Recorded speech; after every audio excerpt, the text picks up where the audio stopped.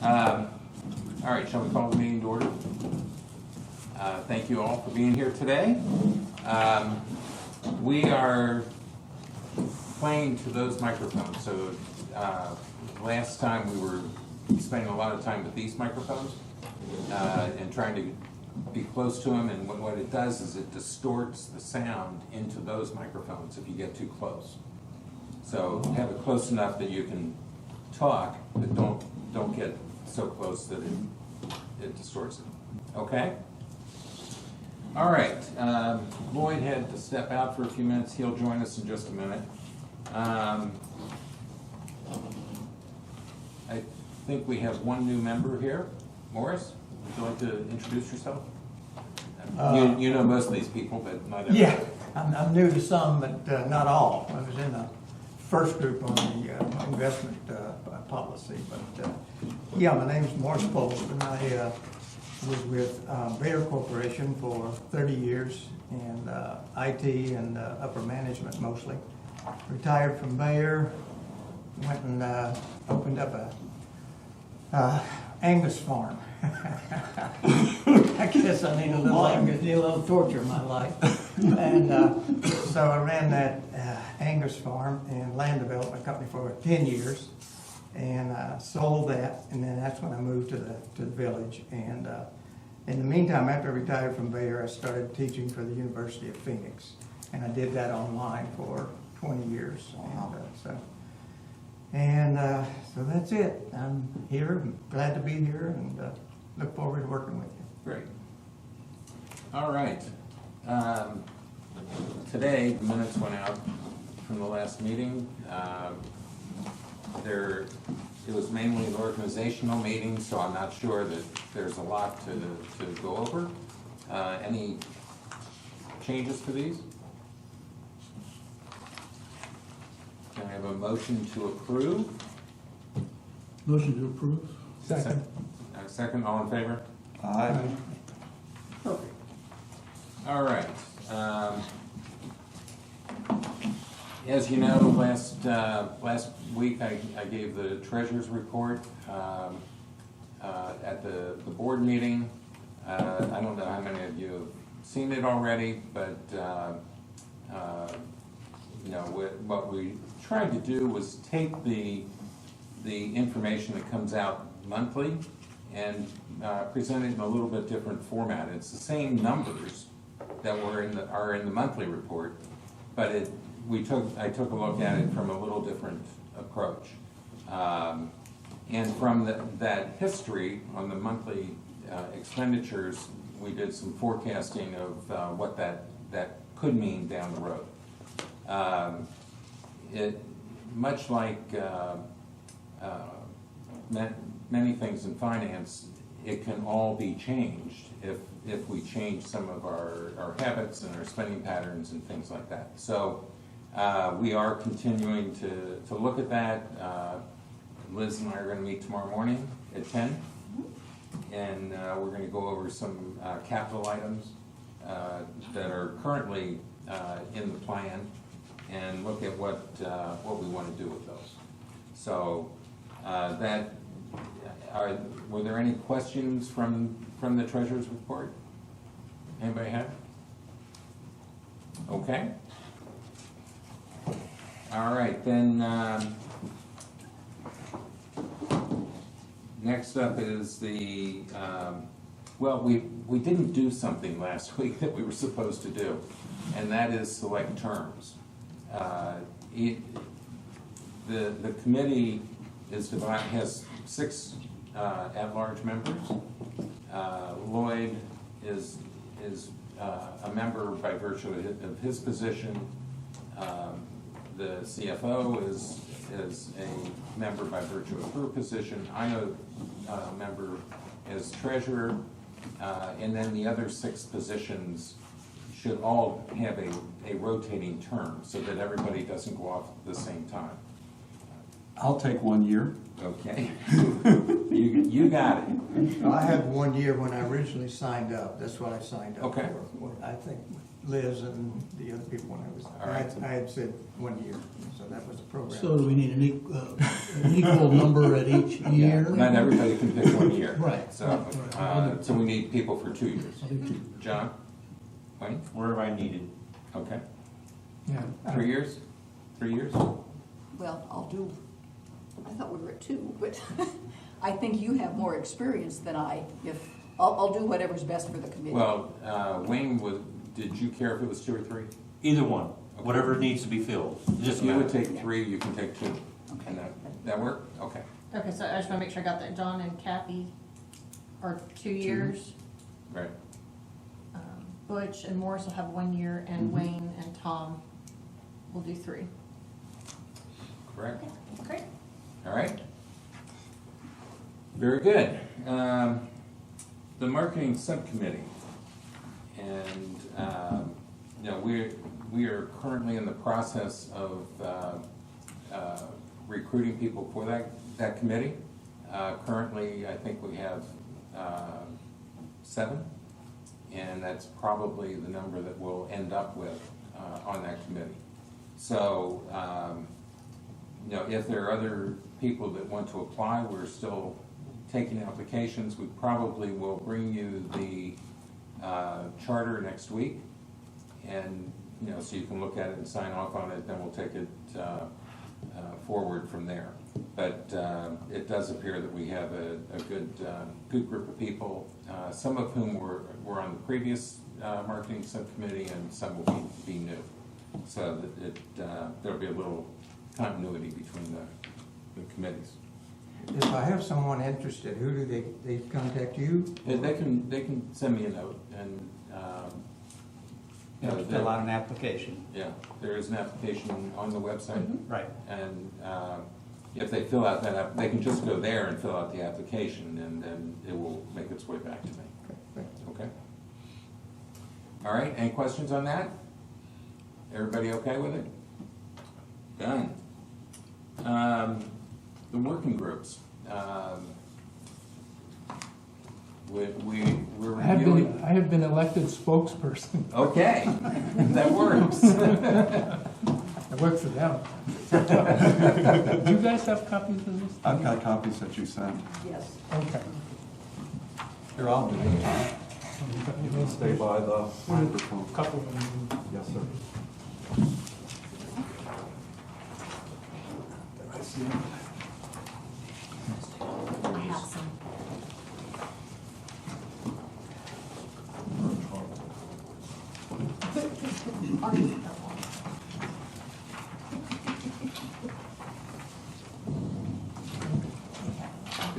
Did you bring your copy?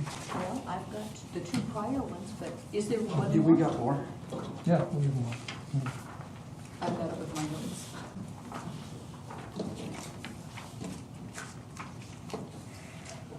Okay, first of all, I'd like to thank my 2 working group associates for coming up to speed from pretty much a standing start. We got a lot done in the last couple of weeks, and we're happy to present to you this report. Okay, our charge was to examine the CMP and propose what aspects of the CMP may be worth considering in future planning. The report has 2 parts. The part that we really want you to focus on is page 1. If you go to page 2 through page 4, that is called the addendum, and it is a bunch of detailed items with page and/or reference numbers that tie back to the CMP itself. So if you want to get into the down and dirty details, read the addendum. We're not recommending it. We're not recommending it, but assuming you're busy or have other interests, I think you can skip it for now. Okay. Okay, concepts contained within the CMP that should be, we're back to page 1, that should be considered in future plannings. This list is not exhaustive, rather representative of some of the numerous ideas within the CMP. To make this list, I think this list is considered to be things that you really want to be considering in a future plan. I think these ideas are more or less non-controversial, what I call bulletproof, but they aren't things that I think would provoke a lot of divisive kind of conversation. I'm just going to read to you a couple of them just to give you an idea. Educate, involve, and engage property owners across a wide variety of areas. This idea came up repeatedly in the CMP. Improve understanding of financial performance, set clear growth goals, and devise strategies to achieve, assign clear ownership, monitoring, and reporting of the plan process. And it goes on. But again, these are very high-level ideas that if you read the CMP, which I definitely don't recommend, especially at this point. They are prevalent. These ideas are prevalent in the CMP. I think we want to talk just a little bit about that last bullet plan for the next declaration vote. We agreed that it may not be too late to start doing it today. You only get one shot every 7 years, and there was zero success rate in the last one. So a learning from that may have been to start early. Okay, summary and recommendations. And part of that is really, it leads up. If you do the above, it'll help you to lead into preparing for the declaration. Like you need to get the village, the people, our property owners involved. And that's kind of educate. We could educate's a good word, but it could have been inform also. Educate, sometimes it's a teacher-student relationship, and I don't want that type of a feel to the property owners. So, but educate is a good word. Okay. Okay, summary and recommendations. 4 pretty brief statements. The CMP is 360 pages with over 270 line items in the implementation tables. It is complex and challenging to read. It would be unnecessarily burdensome to specify every valid idea in the CMP. The working group feels that the above ideas, the roughly 15 bullet points above, though the list may not be exhaustive, is a reasonable representation of a variety of high-level ideas that are among the most worthy to consider in designing future planning efforts. Recommendation. The working group feels that in future planning, it would be reasonable to use the CMP as a reference document. Many of its ideas and concepts are thought-provoking. This report is not intended to be definitive. It is definitely not the last word in either the CMP or in planning in general. With that, I think we think that we have accomplished our objective. Before I have a few last comments, Can I? that's All what right. I was about to do. Invite comments from One of the things that we thought, I got onto this work group, not because I was interested that much in the CMP. I just wanted to get on the work group with Tom.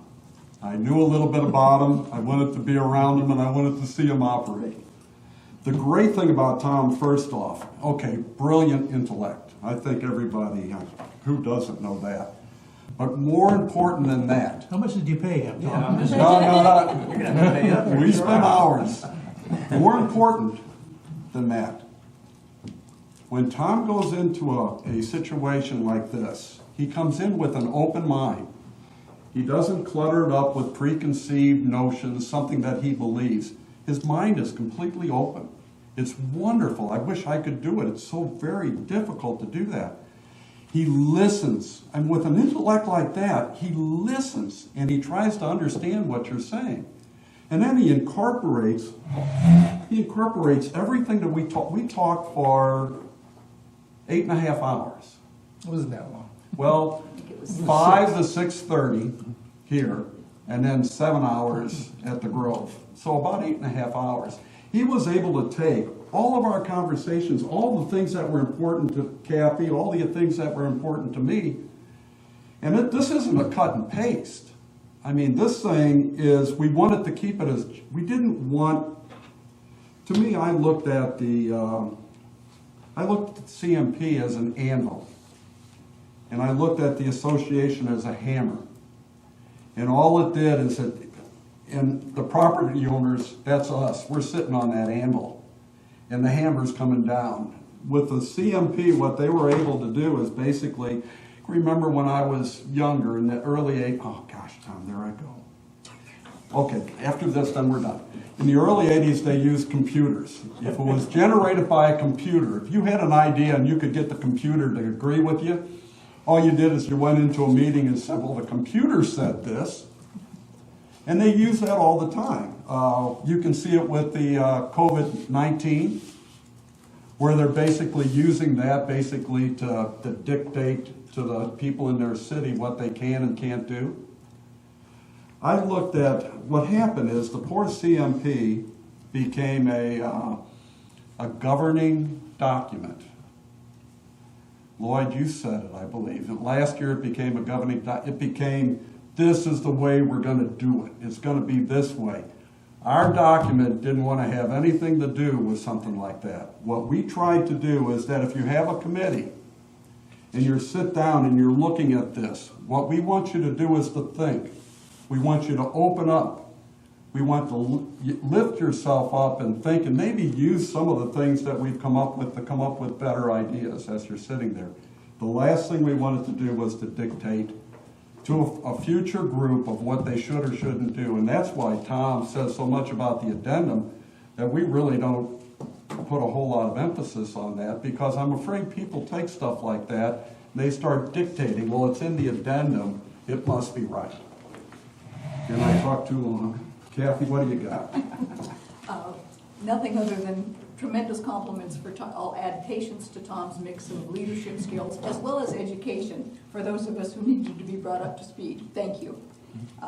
I also, you should never tell this to an actuary, but I also calculated the odds of finding the Holy Grail and the odds of finding the strategic plaque from 2010. If you want those odds, I'll give them to you, Tom. Okay. Tom's got them already.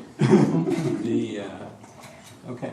Okay, my last words were, I imagine the next steps for this report is you have it in your hands, read it, give it whatever attention you feel is appropriate, and if you have any questions or comments, I guess you can please share it with me or give it to Dan or something, but I'm perfectly, at this point, open to, and is the working group would be willing and anxious to hear what you guys think, or any comments that you may have. Well, anytime you boil that much information down to a few pages, it's very helpful.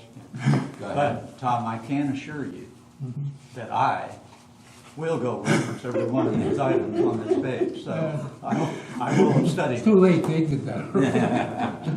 We also reached out to the CCI to get their comments, if there was anything they'd like that I know that Jody was on the CMPAC committee, and that Friday afternoons, hard for her to get back home, difficult on her, especially for a lady. We ask a lot of her. I was surprised that she came back and she basically said, I think it's very important to have a master plan that addresses the need for growth. Even though the original CMP had many items that were not conducive for the village, surprisingly, she says, there were several aspects of the master plan that make sense. So I went back to her and basically said if their office was closed because of COVID-19, but if she would want to meet and just to give her just whatever would be easiest for her, for Jody to give us what she feels. It'd be good to see, the CMP from the perspective of a developer. We also, Tom, it's in the report, but Tom went to and talked with, or sent an email to Nikki. Yeah, and I got a did- response I from did Nikki, speak and to it's in her. the report. Right, essentially, it's in the first paragraph. Thank you. All right. Well, first, thank you for your work on this. It's an important part of what we need to accomplish is to define what points we want to consider as we go forward. Second, I'd like for everybody to take some time with this and study it. We have another meeting next week, and it'd be great if we can discuss the points in here next week and see where the committee comes out on as far as whether we, what we want to hold on to. Certainly, you know, some things are motherhood and apple pie type stuff. You know, a couple of these I've read a lot of reports, but those are good things to keep in mind. You know, we want those things to be included in whatever our long range plan becomes. So, thank you for that. Thank you for your good work. And next week we'll have it as a discussion point. Okay. Fantastic. Thank you. 2021 budget. Is that lead off? Go for it. Yeah, we had a working session to discuss preliminary strategy of construction of the 2021 budget. I think you all will shortly have a sheet of paper in front of you. In our thinking, the first thing that came into the process was, what environment are we going to be living in? What environment is going to be in 2021? Okay, both from a health perspective and then the consequent economic perspective after that. No one knows. No one knows. So after a short discussion around that, we threw around some ideas, and there you can see we have a couple of ways to go. They outlined them there, that we could prepare. We're currently in phase one on opening up the economy again and certain amenities in the village. We could create a 2021 budget with two versions.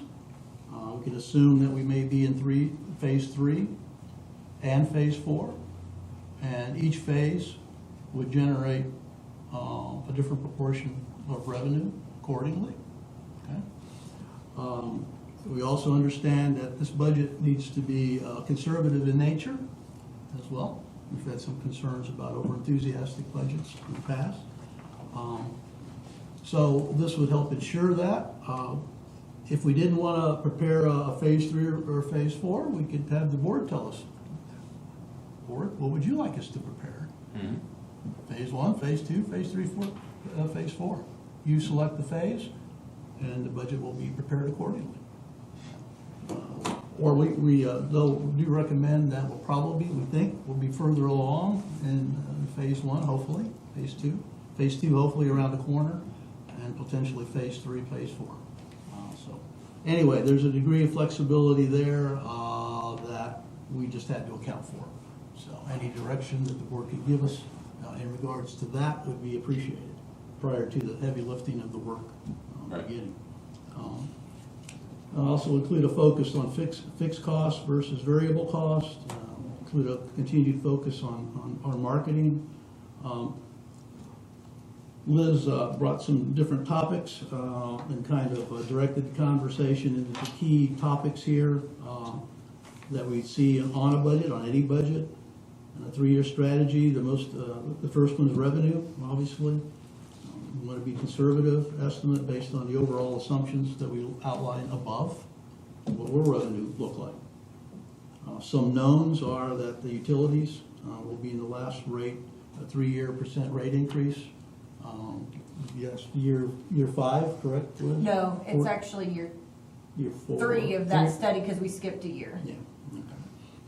So we know we're looking at a 3% utility rate increase, most likely. CPI, the Southern CPI increase will probably be very low again with inflation. If anybody wants to jump in. I was just going to say, one of the things, right now we are operating under the current policy because that's what exists at this time to guide our budget process. And so with that in mind, and we talked about this last year with the budget committee, you guys asked when we first sat down, what was all your strategic direction on this budget? What were the parameters that were set? And we didn't have maybe as clear parameters as the committee or even the staff.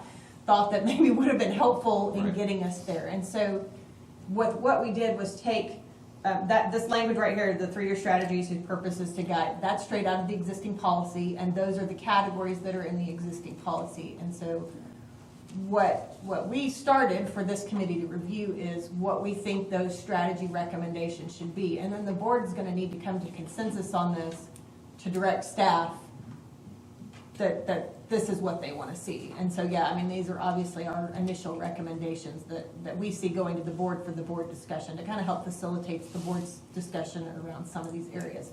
So we stayed within the framework of the existing policy.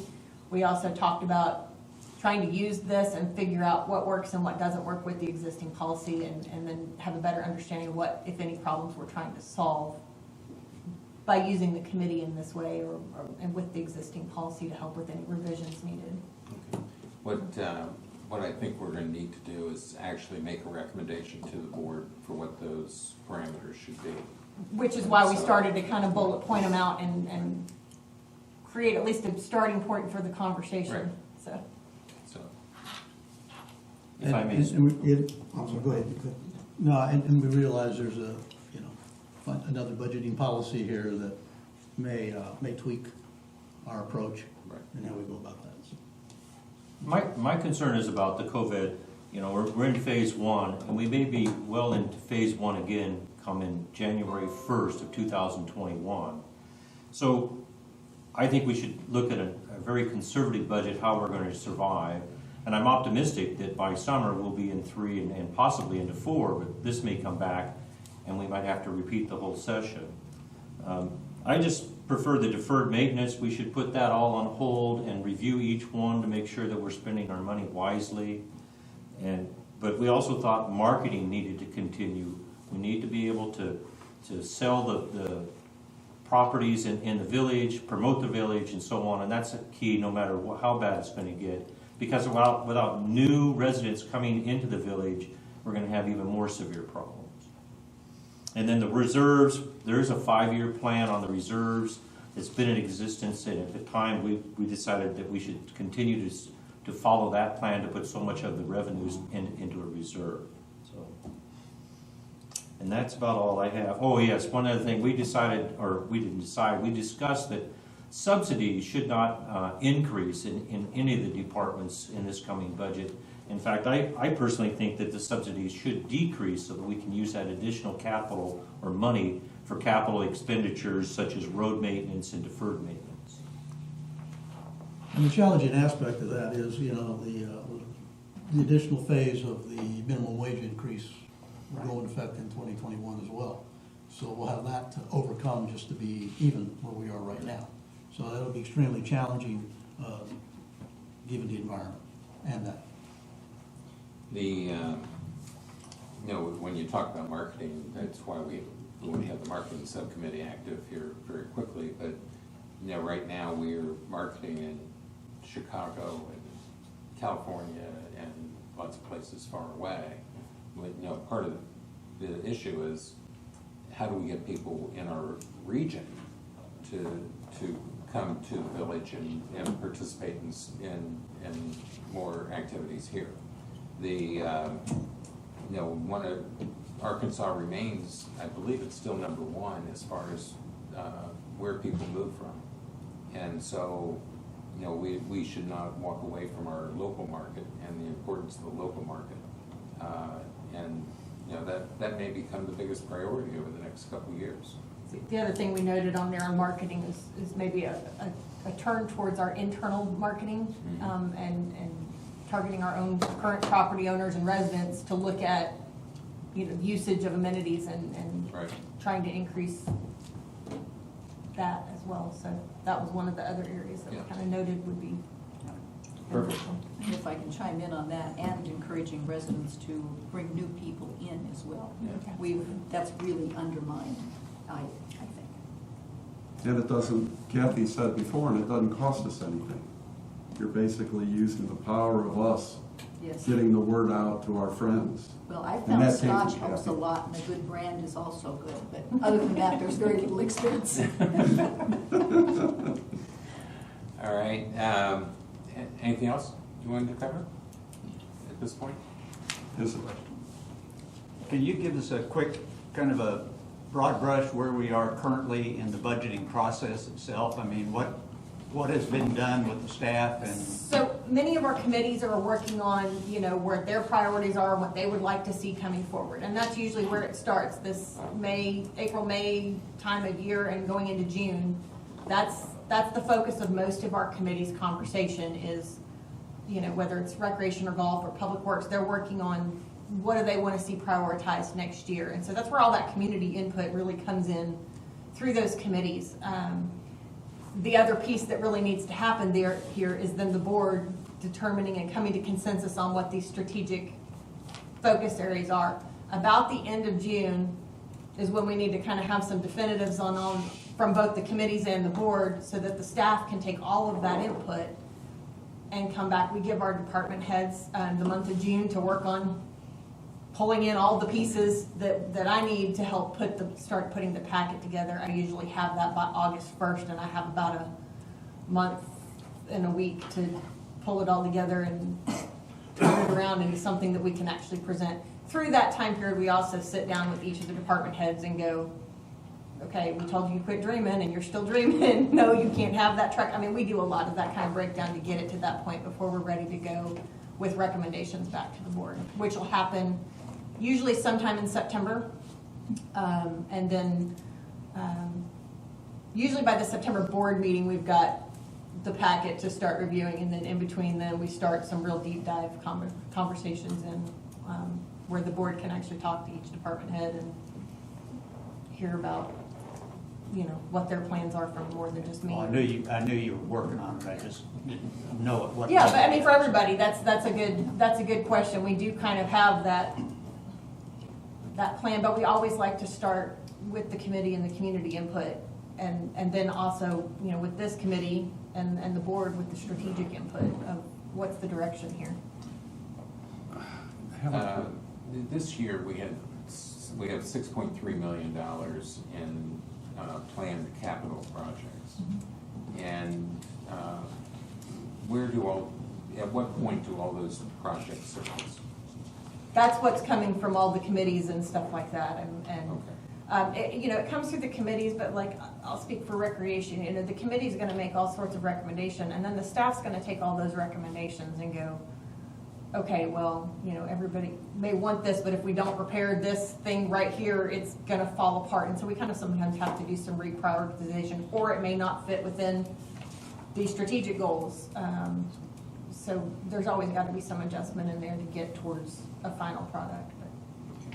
But that's a lot of where the other part of the capital is coming from our 3-year O&M plan, and to some extent from some of the facilities and studies that we're working on now. We're really trying to get, but like public utilities, they have a wastewater and water master plan that were done on their own that talks about all of their deferred maintenance and upkeep and new repairs and pieces to there. And so like the utilities are pretty much self-funding themselves. Our utility rates cover the cost and capital and debt service for the utilities.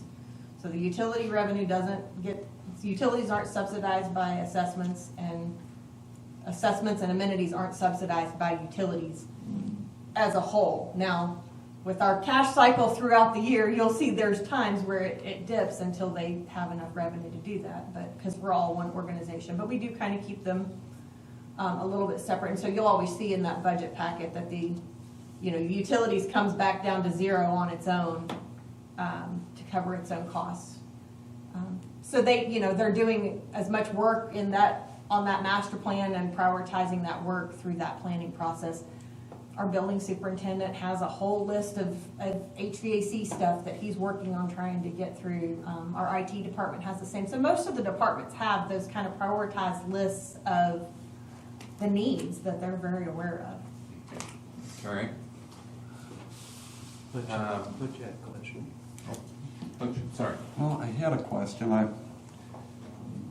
Eventually, though, it comes in the staff. Somebody at the staff, like the director of golf, is going to say we're going to have revenues of such and such. We're going to play so many rounds. Our expenses are going to be such and such, and it's going to be this for this month, maybe for 12 months down, instead of an annual and January is the same as June for golf, that's kind of crazy. They probably take the numbers and they divide it into the months. Yes. And then if they don't hit those numbers,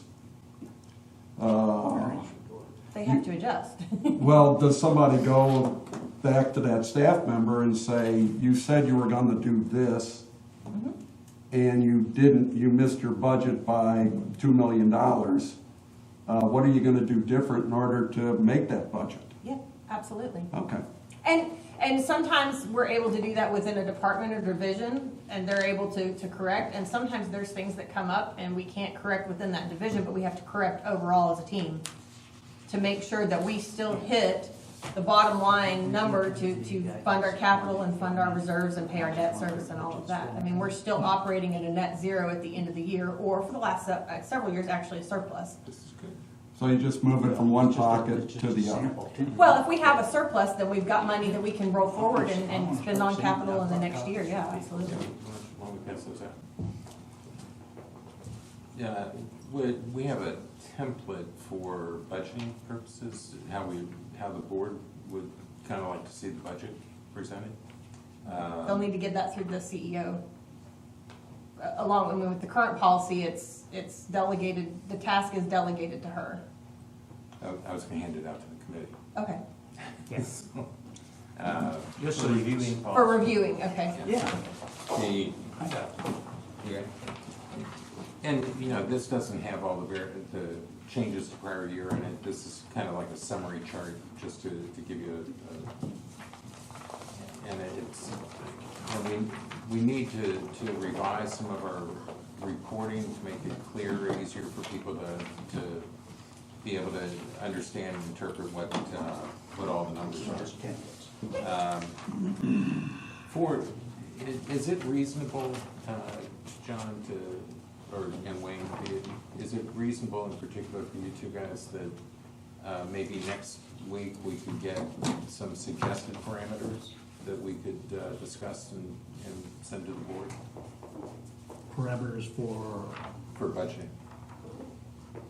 Define parameters. The strategies or the template? Assume what percent increase or decrease in the CPI. What percent do we want to assume? Well, the declarations tell us we have to use a very specific one. Well, but what number is it that we want to put in the budget for right now? No, it adjusts when we get to the end of the year and we see what that number is. No, we have to use the June rate, Okay, yeah. but, So we should, I guess what I'm saying is we should know the CPI percentage by the time we're That's fine. starting to prepare the That's budget, fine. yeah. Then, but we still need, what kind of revenue increase or decrease do we want to look at? What do we suggest? Are we going to assume that we're in phase 3 as our primary budgeting tool, and then up and down from there? We need to give them a target that we think is probably the most likely place that we're going to be, and then they can react to that. They may think we're crazy, But did I understand that's the process you start at like the end of June? Yes, and what we were actually recommending was that we do two, that we do one for phase 3 and one for phase 4, because even if we move to phase 4, we may roll back, and to have that kind of second plan in place, depending on where we're at. you guys are all in agreement on going in with Yeah. phase 3 is the. well, no, I think that might be a little over enthusiastic, really. You want to do 2 and 3? I would. I Okay. would. I think we need to be very It'd be conservative. We easier can always, to later go up than to come back. Always. better to have more revenue than not have Yeah. enough. Yeah. So if we'll do that, then we'll prepare a budget based on still being in phase 2 and a budget based on phase 3. I mean, we're still learning too much about this Exactly. pandemic, if you will, and if it comes back in the winter or fall, we're gonna be back in Right. phase 1 again. Absolutely. Or if it comes back with, everything opening up, we'll see that in a couple of weeks. We'll know a lot more in a couple of Exactly, weeks. yeah. thing, what I was thinking of are things like conservative revenue estimate. Do we want to have a target revenue estimate that we want to go to? Like hold revenue at current levels? Well, if we were doing Some based areas, on phase we could. 2 and phase 3, it's gonna be severely decreased. But there might be some parts like golf where revenue itself is actually going up. If you look at our golf courses right now, they're going through, I think Leslie talked about it at the last meeting, We both did, yeah. where we're seeing increases. I can, just going there, I talked to the guys and they're washing carts like crazy. Yeah. Kathy, you play a lot of golf. Well, Are you seeing some increase? It's just another thing to do. It's hard to something- gauge when it's a single person, single cart, but yes, I've seen certainly more carts out. we are definitely seeing increases in member play, which is huge. We jokingly said, man, it took a pandemic to get everybody out on the golf course playing. Right, well, they do, That's right? exactly But it. what we're down is our higher dollar play, which is the outside play. And so if you're looking at a phase 2, we're not allowing all the outside play in phase 2. And so you lose your stay and play packages, your tournaments, and all of your guest play when you're looking at a phase 2. How does that work? I know I've spent a lot of time at the range practicing before I actually, it's hard enough. So I spend a lot of time at the range. When I was there, it was a big group. I noticed on their cars that they all had visitor, you know how we've got our little tag, they all had visitor stuff. So they were killing them all. And big guy was next to me. I just asked him, are you with a religious group or where are you from? He said, from BB. And you could tell it was just, we're a group of guys, we play every week and we just picked the village this week. And Right now, they have to be a guest Yeah. of a member. So somebody in that group is a member or has a member.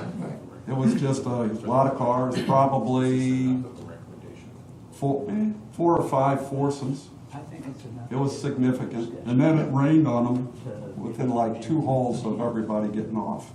And I thought to myself, gosh, here we got an opportunity from guys from BB and around the state. They finally picked the village to come and play. And it rains on them. There's nothing you can do, but wouldn't it be nice if we were able to give them something and say, the next round you can come in and play at POA rates. Just, we love that. In fact, I thanked them. I was just very thankful that they're there and that they're looking at the village, which he probably was a little shocked.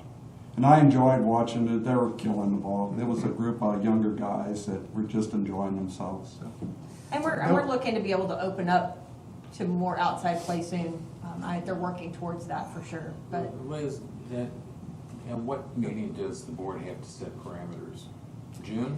they need to come to some consensus in June. The policy says in the second quarter, so. Realize we're there. Yeah, Yeah. which is why we tried to get together real quick and try to give at least some starting points to this conversation. So yeah, we would be looking at either through the discussion sessions or in the board. For something this big, I would hope the board would actually want to vote on approving the recommendations. But is this enough, do you think, to give the board something to start with, to get some parameters back to you at our June board meeting, which is the 17th, I think? This is, I mean, if I handed this to our staff team, Uh-huh. they would understand what your intentions are and how they needed to frame this. Should be.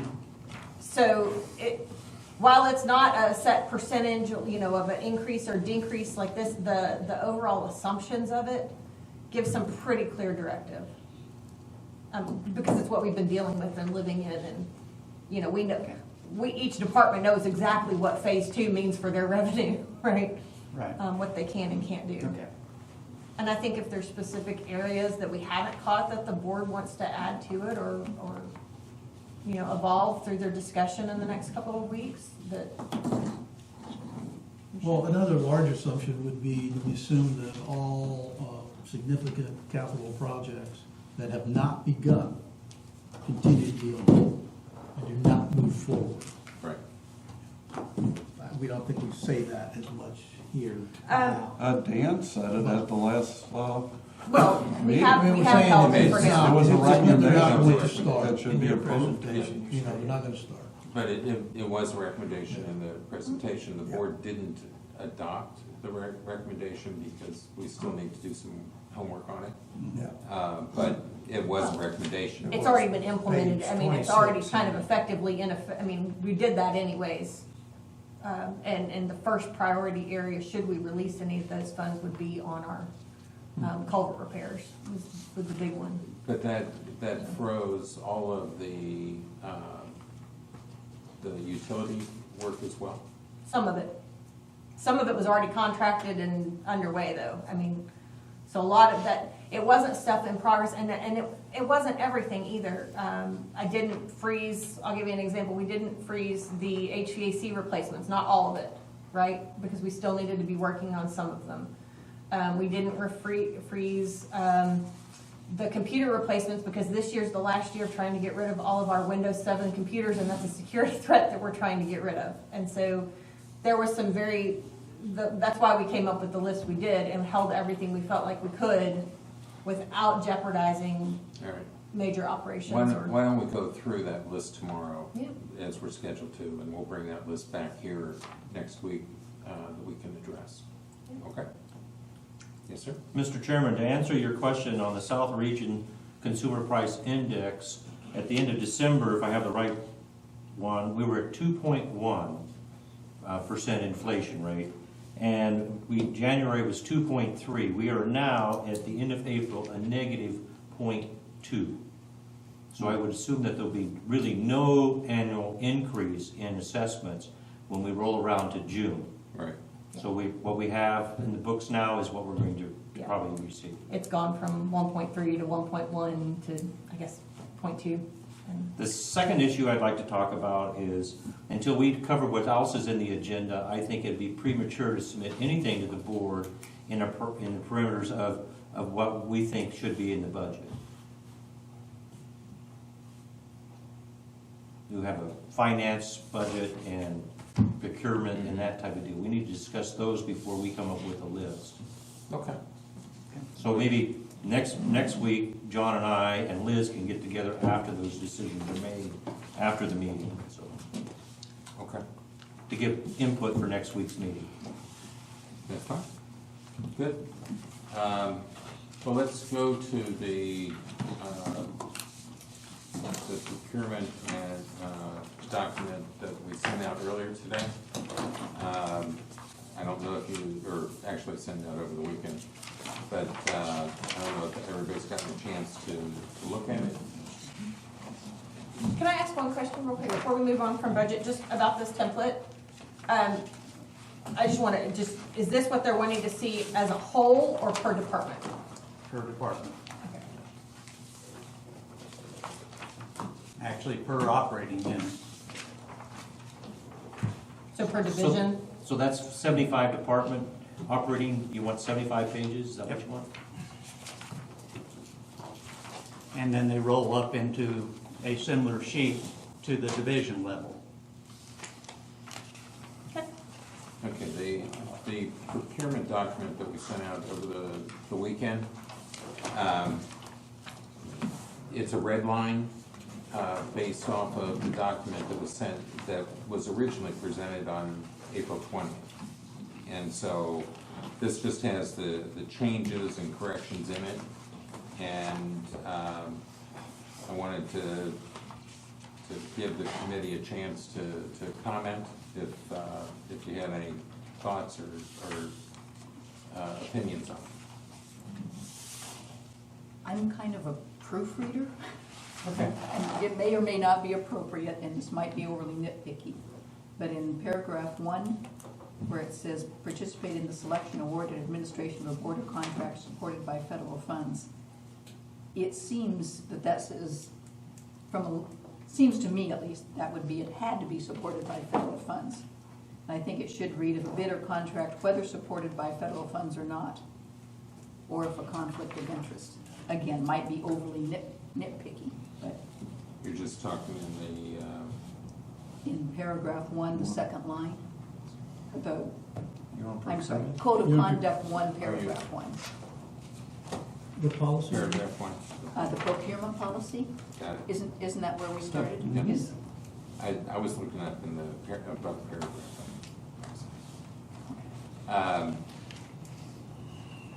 So you're It saying, seems to me that ask the question was, well, I could take that because if the bid or contract wasn't supported by federal funds, so just sponsored or not by federal? yes, or whether supported by federal, yes, supported by federal funds or not would work too. Again, if it's overly nitpicky, my apologies, just No, tell me no, to shut up. if you have any other ones, please. I do. And then I haven't reviewed this yet for redlining comparisons. I will say we do have a code of conduct policy already in existence for employees, and so we need to, I'll need to sit down with this and kind of side by side them and make sure our language matches, because you don't want to put two different pieces together that Right. try to say the same thing but don't, so. That would be fantastic. Yeah, no, I'm happy to do that. Yeah, under 5, there was another type of, that I saw, but. Oh, yeah, the percentage instead of a dollar sign. Okay, in 2, B. 2B? Yes, it's just the middle sentence, a clear and accurate description. I don't think it's a complete sentence. And it might just preface it with requests will include a clear and accurate description. I believe, anyway.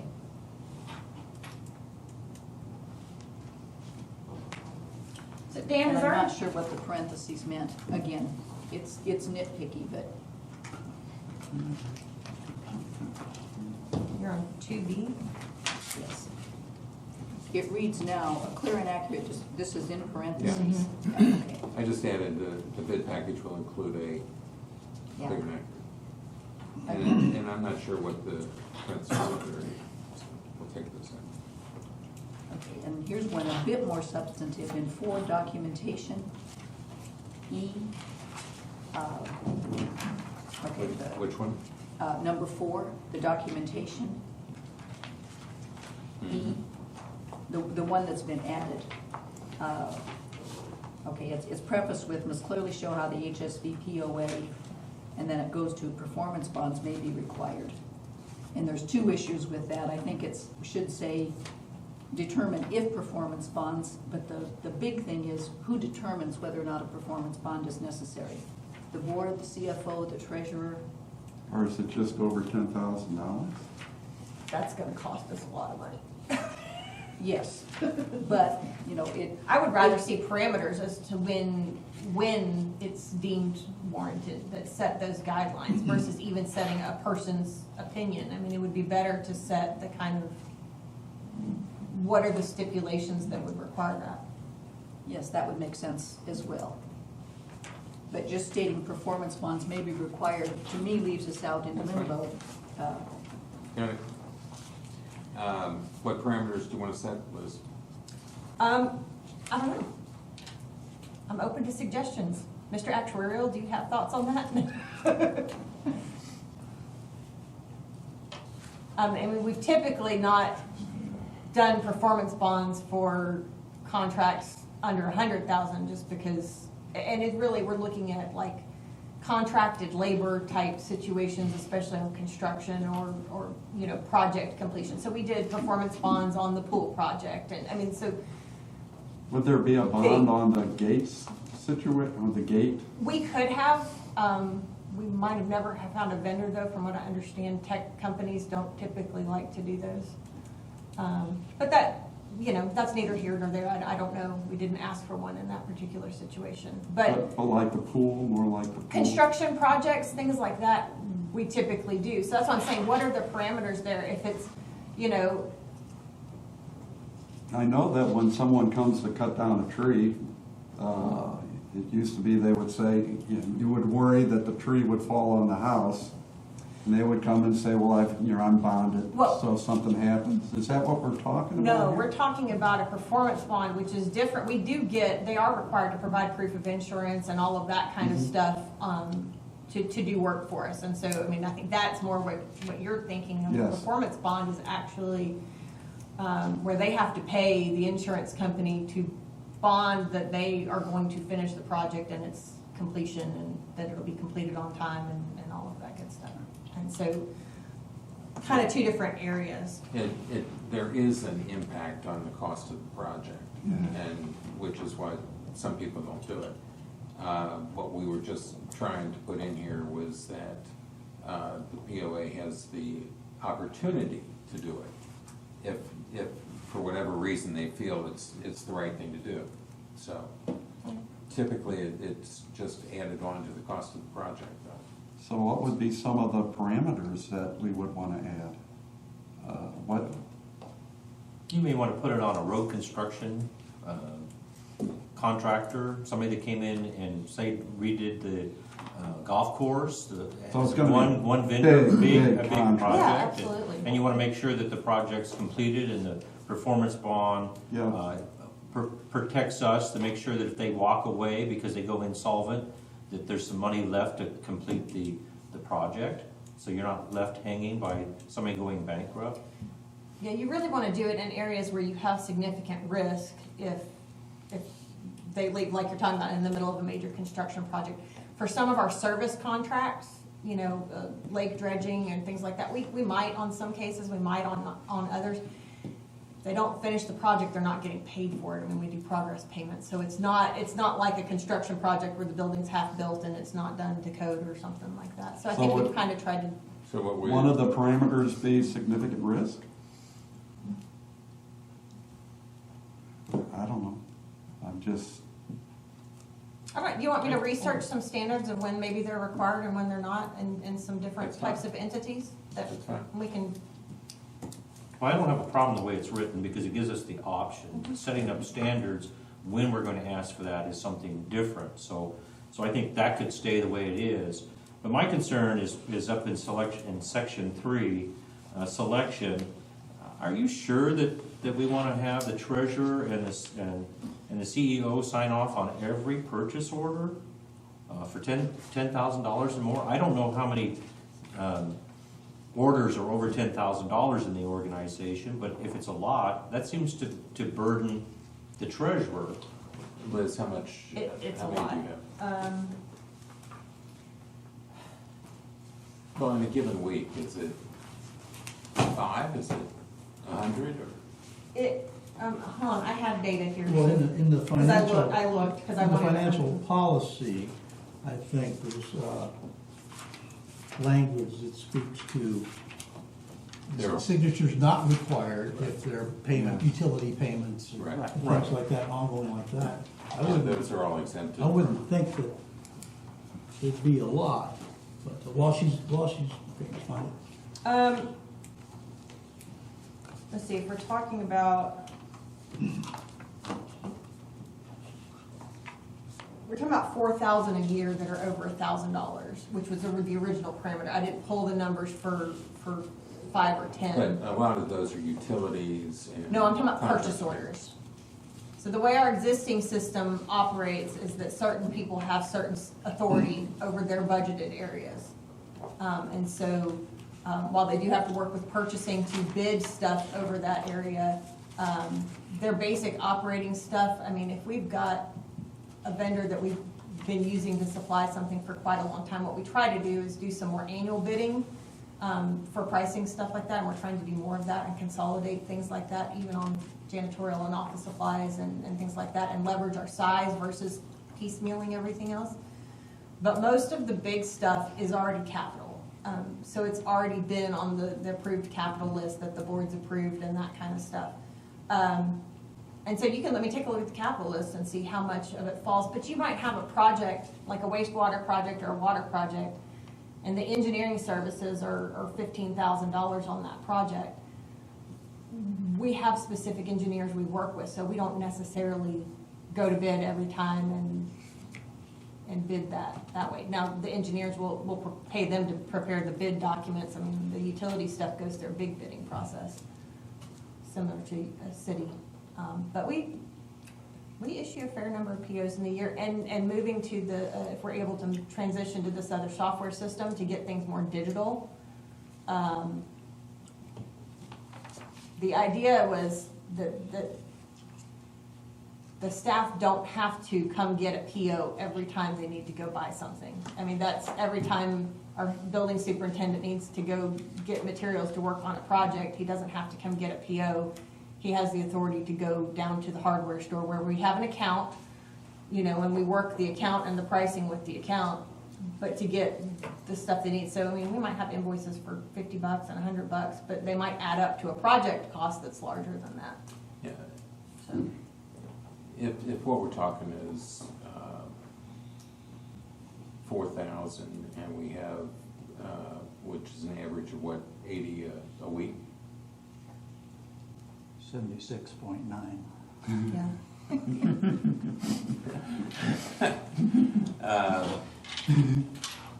I don't think that's significant. I'm okay with that. And did you say 4,000 But over that was $1,000 over or 1,000. 10,000? That was over So this is 10,000 over was reasonable. 10,000 would cut that down substantially. Yeah. If you're okay Actually, I with- think there's probably more of them that are higher dollar than lesser. I think most of the smaller stuff doesn't go through our PO system. It's kind of in our delegated authority, so. Okay. All right. I'm also concerned that in the selection, there is no requirements for certified licensing, the performance bonding or the general liability.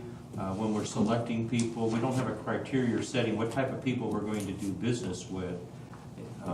So, I would like to see the organization use contractors that are licensed and insured and have bonding, and you can't do that with every vendor, but So we need what's to somehow define exactly what is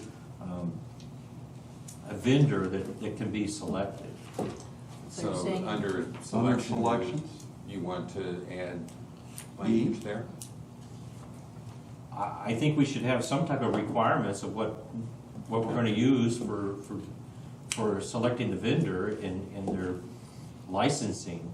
Are they licensed through the state of Arkansas? Do they have a business license within the village? Whatever it requires. I may be able to help with some of this just because we actually have an existing procedural document. We were working on revising it, but it has a lot of this procurement language in it that doesn't change things a whole lot, and I think maybe addresses some of the concerns. If you Go ahead. basically wanting to move this to a policy form versus a procedural document, right, is Right. what I'm hearing.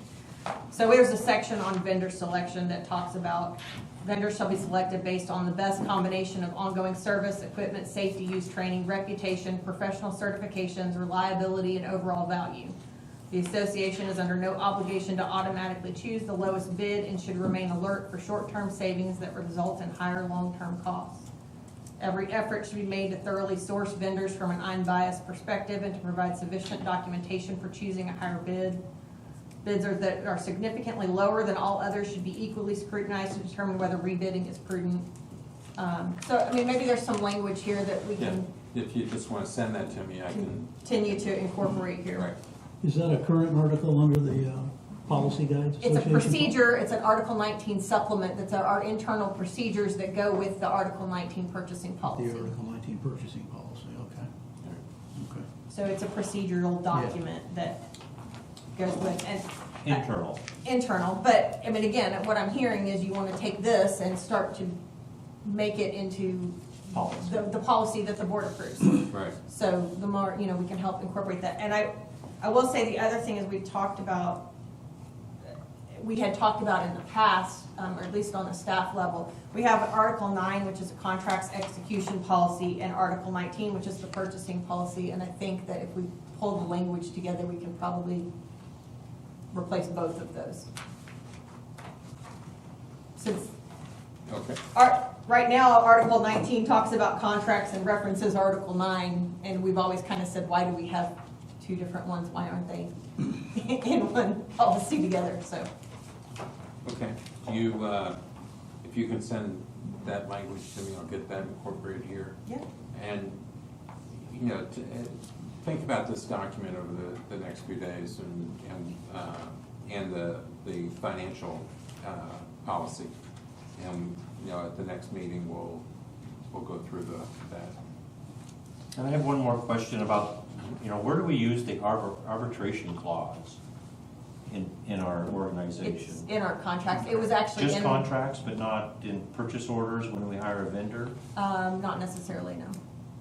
Wouldn't it be prudent of us to have that in there, that on our purchase order, arbitration is how we're gonna do it? If there's a disagreement, we're gonna go to arbitration rather than through the court system? Yeah. That'd be kind of a standard? So just keep in mind, I'm trying to get us off of duplicate and triplicate paper forms here. So the official purchase order that's entered into our system right now doesn't really go anywhere because it's all being done on the paper that the people sign. And so that's one of the things we're working on, is trying to get that into a digital form that we could actually then send a vendor, you know, a digital purchase order document that had signatures on it, that had language. But you're right, Wayne, we should, Yeah. we should include that on the purchase order document itself. And we do that, the paragraph that's in those contracts that we're using, it was, I think it was section 15.4, reference disputes. And it's pretty good language, I mean, that the attorneys have already approved as far as putting that in a policy.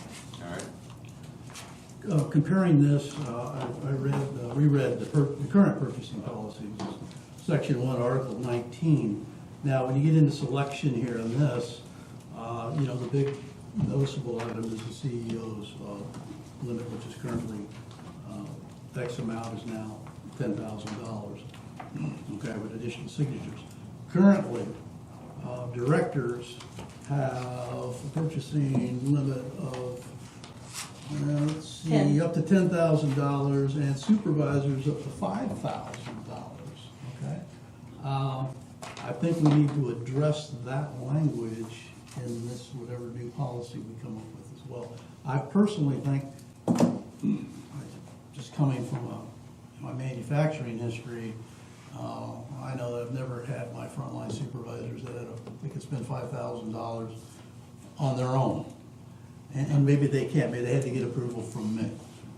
So we need some language in there if we want to continue that, to keep that, decide how we're going to do it, and who needs to approve it for them. And maybe right now, that's the. I think it's there's you some or room the to clean CEO. up, but that's like saying, I'm a division head, so I have $10,000 of authority. But my IT manager, who has his own department with his own budget that he oversees, has $5,000 within his budget. Anything that goes over that has to go to me, and if it's then over that, it has to go to the CEO, and then if it's up a certain level. So, I mean, it kind of goes through that hierarchy chain. Typically, I've never seen that myself. But a supervisor, who does a supervisor, does he have to get approval on spending $4,999? Not if it's within his budget that's been approved, and he's the responsible party for that budgeted division. He's a manager. And so, I mean, you're talking about, you know, the managers for their golf shop, or their golf, you're talking about a golf course superintendent having spending authority over their golf course maintenance department. Wayne, what do you think? Well, I think we should clean it up, and if we're gonna have $10,000 or more purchase orders approved by the CEO and the treasurer, we got some monitoring, but you gotta give the people on the line some flexibility to be able to buy Yeah. stuff. And we have to trust our employees that they have the best interests of the village, so I don't know whether these may be needed to be reduced down.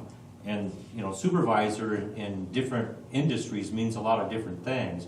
When I see supervisor here, I'm thinking golf superintendent, maybe the supervisor that's over the public works, the trash and things like that. So I think we need to clean up what those really mean. What does that mean?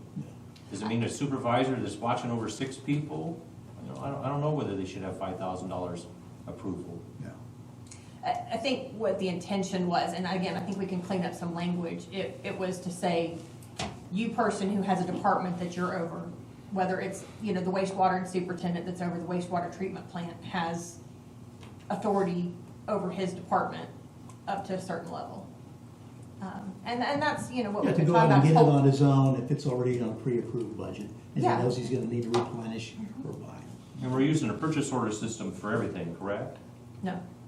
We use a purchase order system and a purchase authorization system, and there's two kind of different systems, and I'll to be honest, I've never seen anything like it anywhere else. And so that's been one of the things we've been working to try to figure out how to adapt that and move to a different system. Part of it would be going digital with some of this, because right now they have a purchase authorization form that they're giving in lieu of purchase orders if it falls within that lower range that they have authority of. And so I think that's some of what we're trying to clean up here, both in language and in process. And So does that purchase authority follow the end of the month when we have an account at the hardware store? Is that closed out for that month and attached to those receipts and the billing for that so that the accounting can review all that? And all comes in. somebody has signed off, the manager or supervisor has gone through and noted that all those charges are correct? they have to write up a purchase for each one of those charges to match the receipt and sign off on it, yes. And then it comes in, all of that comes in and we reconcile it all and get the bills paid. But up to $5,000, they can just fill out paperwork when the invoice shows up and not necessarily have known upfront what they were buying or what the cost was or even the details of it. But they have to go through us to set up an account with a vendor and things like that. So there, we are managing some vendor relationships on an organizational level. All right, well, please take a look at the document. We'll come back to it next week, and then what I'd like to do is make a recommendation to the board at the end of next week's meeting. If you have modifications you'd like to make in it, let me know, and I can input those, and then we can look at one more red line version, and we'll go from there. Okay? Does that work for everybody? All right. Let's spend just a minute on the finance policy, because I'm already 10 minutes over what I told you I would keep to. The finance policy is a fairly lengthy document, but did everybody have a chance to go through it? Okay. All right. Any thoughts or comments? Can I ask a question first? Because I'm a little confused, and I just want to make sure I'm on the right page or understand. When we had the discussion session with the board, I think it was on the 13th of May, and we talked about this, what I heard was we still want to have all the individual policies that we have in place now, but move them all to a section, and if there's specific areas of certain policies that need to be revised, we need to look at that, or if there's gaps and missing policies, we need to look at that. And this policy kind of combines a lot of stuff that is already in existence, and is that the intention? Because I'm hearing differently from the board. I heard something different in that meeting, I guess is what I'm saying. Well, there were two different discussions. One was that we would create a new category of policy that was accounting, finance oriented. And second, this policy was referred to this committee to review and make a recommendation to the board. Okay, so I guess my first feedback would be then that this policy starts to replace a whole bunch of other existing policies without capturing all of their content. So we probably need to sit down and say, okay, this policy, it comes into this section, and have we captured everything that we need to out of it?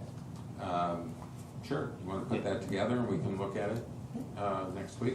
I'm happy to. I had a similar question on that too, like the investment policy that we worked on the first couple of meetings. Were you gonna roll that into this, or will we still have a separate investment policy? That policy we're going to address here in a minute. I haven't seen it yet, and so I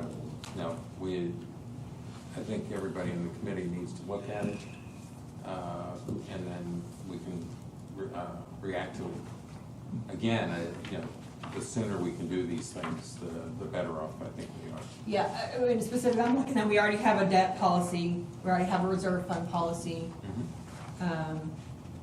We're looking at the investment policies, we already have an audit and funds control policy. So the two additions here were budget, and we have a budget policy, so if we're, are we Scrapping all of the existing and rolling them into one? If you want to make a recommendation, please do so. And we can look at it next week, but, Okay. basically what we were trying to do is create a document that covered all the basic financial issues that the organization needs to address. And then put them in their own chapter. Right. Okay. Okay? All right? I have a lot of comments on what I read, and I just think there are too many comments to go over them in this forum. Okay. So the question is, if I thought the most appropriate thing to do is to take my comments offline, how would I go about doing that tonight? Just sit down and talk to you about it for a while? Yeah, or if you wanted to make suggested changes, I'm happy to look at that too, either way. Well, a lot of them are questions, so they're not suggested changes, they're trying to. Well, why don't we talk? Okay, that would work. Okay. But it was a lot of comments. No, that's fine. Okay, It's good. okay, so I should just get in contact with you and just try to arrange a time. Okay, very good. Okay. Yes, Can I ma'am. ask a question? When it talks about the board of directors acting as a whole, what does that mean? It just means the board of directors in a regular session, or by special vote, they can't vote offline, but. The majority. I think mine was majority or 100%, or, as a whole. Well, it's Through it's official a action. majority, any official action of the board. Through official action, they have to actually vote to do stuff. I think that's really what it speaks to. And acting as a whole is synonymous with that. An individual board member can't make that decision on their own. Right. That's what it means. Yeah, I just didn't know if it needed clarification. Again, I'm looking at this as a layperson and saying, maybe I'll ask a question that's appropriate and maybe I won't. No, But that's fine. No decisions can come out of the board that don't have a majority vote. So Yes. that basically becomes the voice of the board to be supported by the board. Yes. And you might check the language in the bylaws and make sure it matches that language. Okay. Yeah. I have a couple, I think, if we get another few minutes. First page, letter H, under number 2. All general current operating expenditures will be paid from current revenues and cash carried over from prior biennium, only to the extent that funds are approved in advance of budget. Biennium refers to a 2-year budget. I swear. Biennial, is that? No, it was meant from the prior year. Oh, okay. I admittedly borrowed some of this language from another operation. It took me forever to get city out of there. I have a couple of things on item number 2, operating budget policies. Under item B, point 1, align the budget with priorities of owners' priorities. How are we going to quantify that? Yeah, how do we How do we do that? How do quantify we do those priorities? It sounds good, it's nice, but how are we going to establish what the property owners' priorities are? I had the same note on that one also. And then down on the 4th bullet, get the best value for each dollar. It might be better if we say strive to obtain the best value for each dollar. And then the last bullet, fostering continuous learning in the Hot Springs Village POA management team. I think we should add training and development of skills in there too.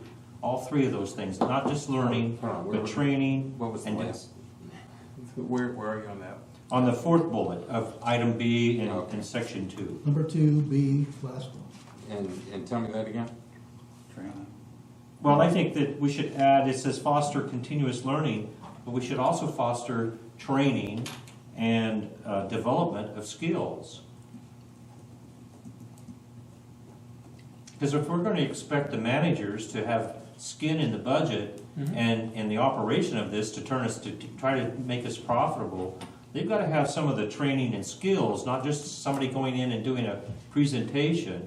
We've got to be able to work with them to get them to develop those skills to make this operation much more efficient. point, we'll take it. All right? But yeah, back to the first bullet under B, align the budget with property owner priorities. I had that noted as well. Here's, What was the intent there? What the is that? the intent there, and, we have had a very disjointed and, community for a while. The people, there was too much animosity, too much, aggravation with everybody. And what we're trying to do is get to a level of consensus of, this is where the community is going. And it's not that everybody is necessarily going to agree on every point, but in the aggregate, we're moving the village in the right direction. And I think that's what we're trying to get to. If anybody has a better way to say it, sign me up. Don't, we're just trying to. One of the things the board is asking for is more property owner input. So priorities may be, because which is priority might not be Tom's priority. Right. So I think the word there that's causing the angst is priorities. What about referencing, instead of referencing the community's priorities, because you're right, you get into all of those different opinions, what if you start to reference the community's strategic goals? And go back to that strategic planning element. Let us think about it. Because, your good strategic planning should incorporate the overall desires and wishes of the community, right? Yeah, but it's not, it is a people business, and we need to, and in the end, it's the people that count. Sometimes when you start going into strategic planning and things like that, you're dealing in concepts, and 5 years from now, an annual budget has to address what the challenges are that are being faced by our residents and our property owners now. And so it's not always just what's happening 5 years down the road. So if we can all think about it, let's, in particular, look at that phrase. Honestly, I struggled with it myself, so. Yeah, it's not easy to define. It's a, Because what you end up with is somebody's not happy with the decision, they come back and say, you didn't follow the policy, that wasn't my priority. That wasn't my priority. Well, and it may not be the right priority either.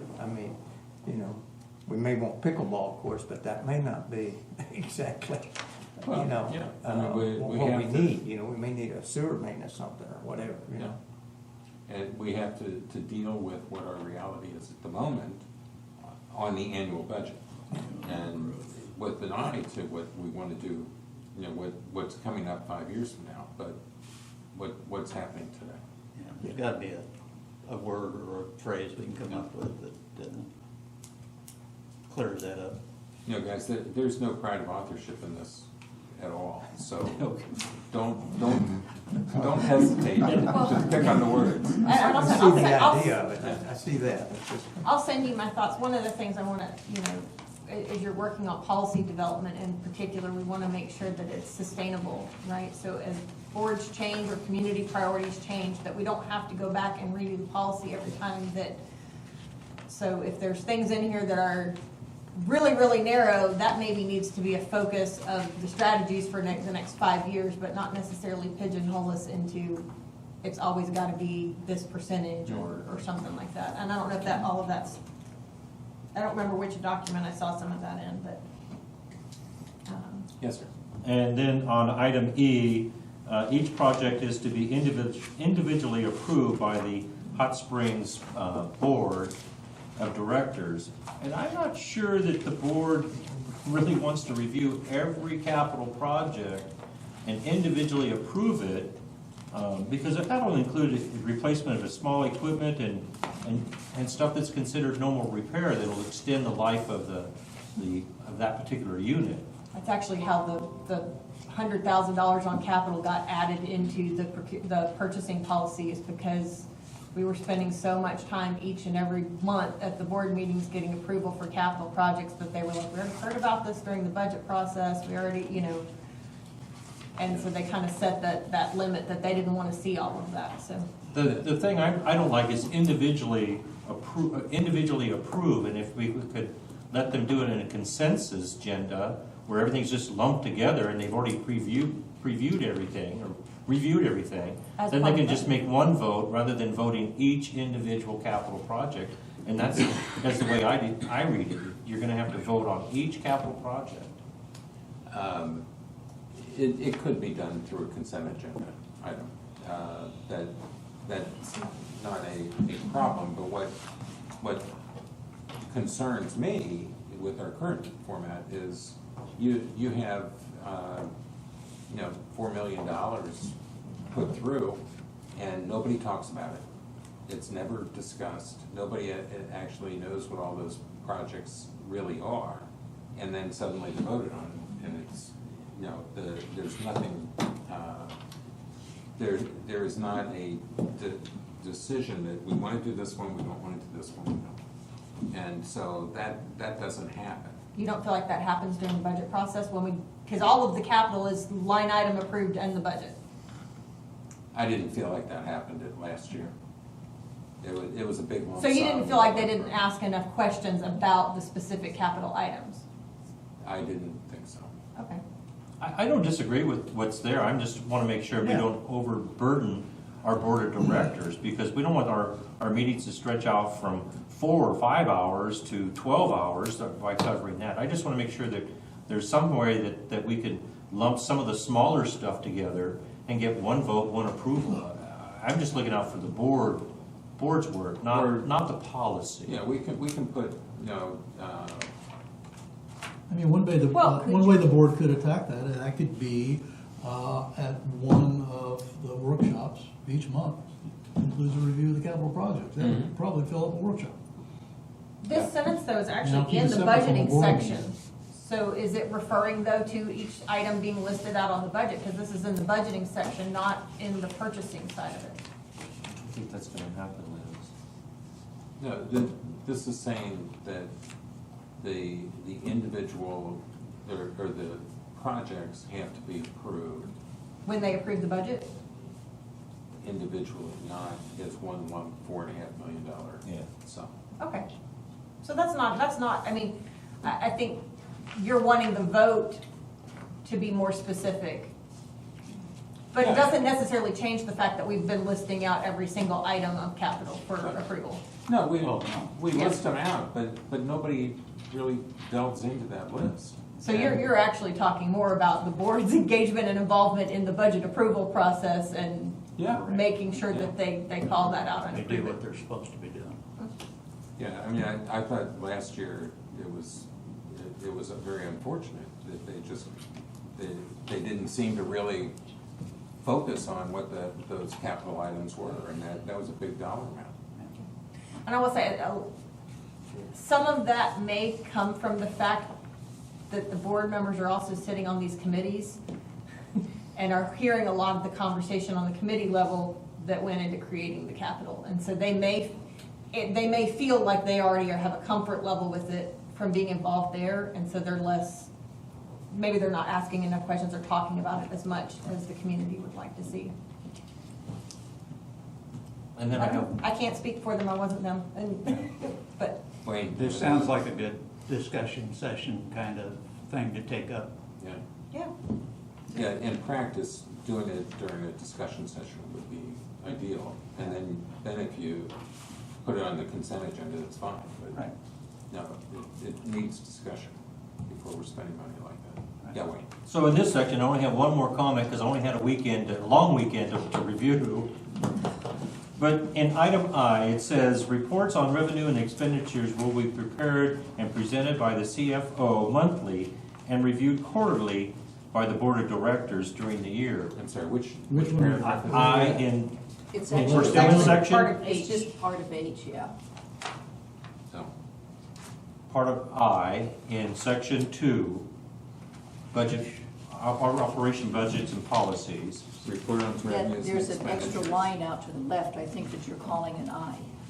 I think, It's the second part of it. Second yes, page, the second part. Second page. supplemental appropriations. It's the second It's part the of second H. paragraph in H, I think. That's all right. Well, So- then I'll have to go back and review, because I did have this see what printed for my you're saying. notes, but. Sentence is still there, we know what you're talking about. No, it is What you were reading 2H, second paragraph. Reports on revenues and expenditures will be prepared and presented by the CFO monthly.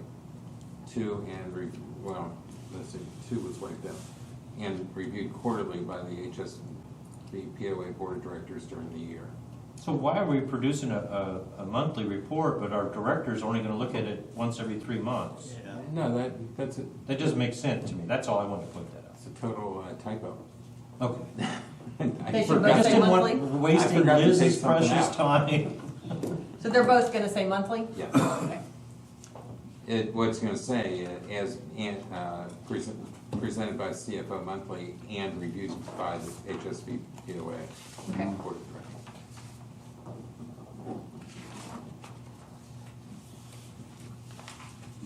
Is there on 5A, toward the end of that, this is just to eliminate confusion, when it says terms and conditions of the HSBOA purchasing procedure, should that be the procurement policy?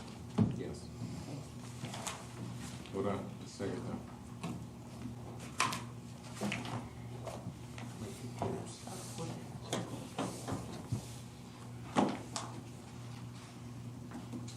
All right, what line was that? On 5, the end of A, 5 capital investment budget policies.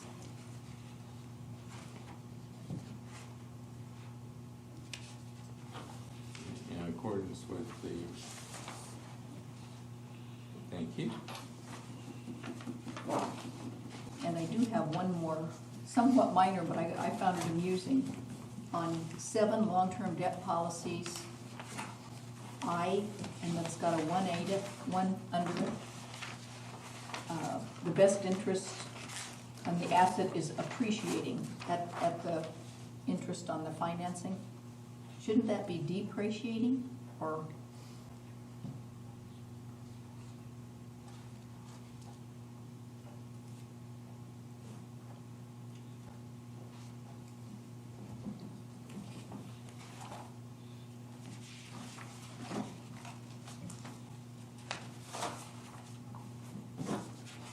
Got it, Dan?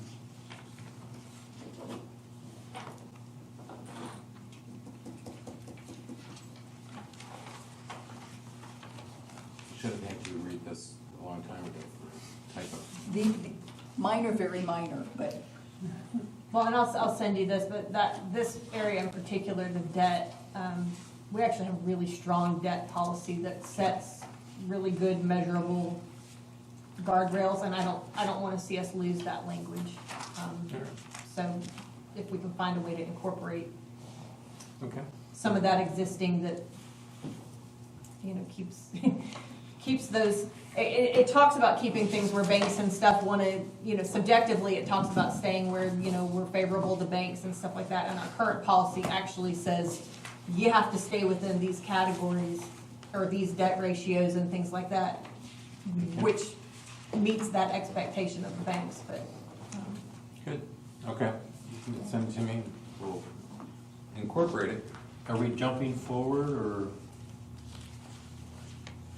2. Well, I mean, we were on budget and expenditure policies, are we just, We can go back. Where you want to go? well, what about capital investment budget policies? And item C, I think that there's a statement in there that says that part of the consent agenda, they may require discussion of capital items individually. I think that conflicts with our section 2 operating budget item E back here, where we said we would individually approve individual capital expenditures by the board. So somebody needs to look at that.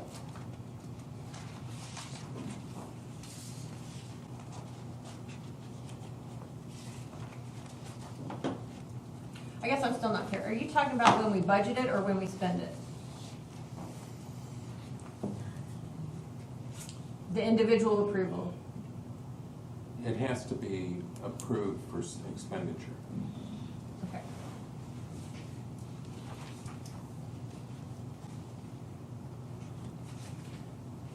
And then in that same subheading of capital investment budget policies, number 5, item F, it says depreciation schedule shall be established in consultation with the auditing firm. Well, my understanding is auditing firms cannot give you advice. They're not allowed to advise the clientele. That would have to come from the our accounting department, our person who does our taxes or does other accounting things for us. But an auditing firm's supposed to be forbidden to give any kind of advice to their clientele.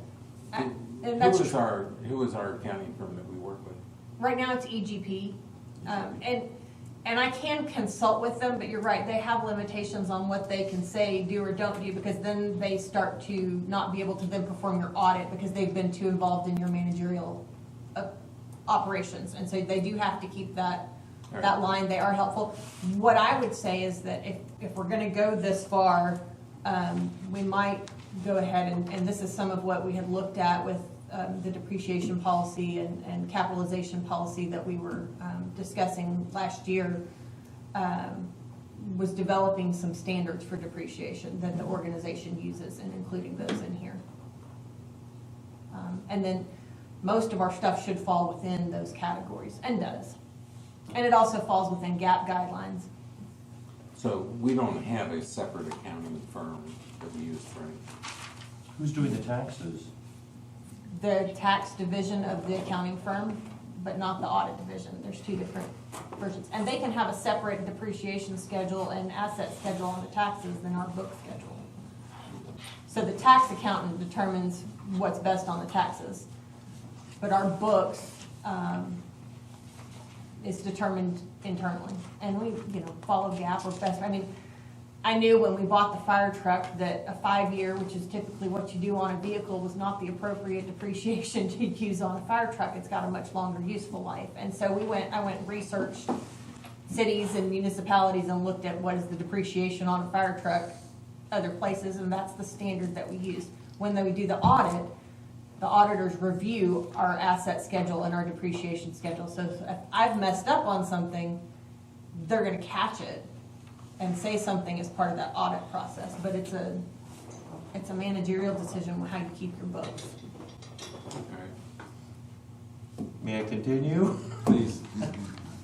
In item G, it talks about in an emergency, if somebody has to spend something that hasn't been approved within 24 hours, has to draft a detailed expenditure report and that. And I look at it that what happens on a weekend or a 3-day holiday, you've already issued the order, and maybe 24 hours is too short of a time to prepare everything, and you may want to look at extending that out to 48 hours or 72 hours, or to the next working business day. The damage is done. We've already bought the equipment or replaced everything. So now we just want a detailed report, and it should be in a timely fashion, but I just think 24 hours is somewhat of a time restraint when there's so much other stuff going on. How about if we say, At the end of the next working day? The next. And hopefully that employee would have already called their boss and Yeah. told them Right. of the situation, So and that would have gone up the chain of command. by close of business on the next business day, and then pick it up from there? Does that work? Okay.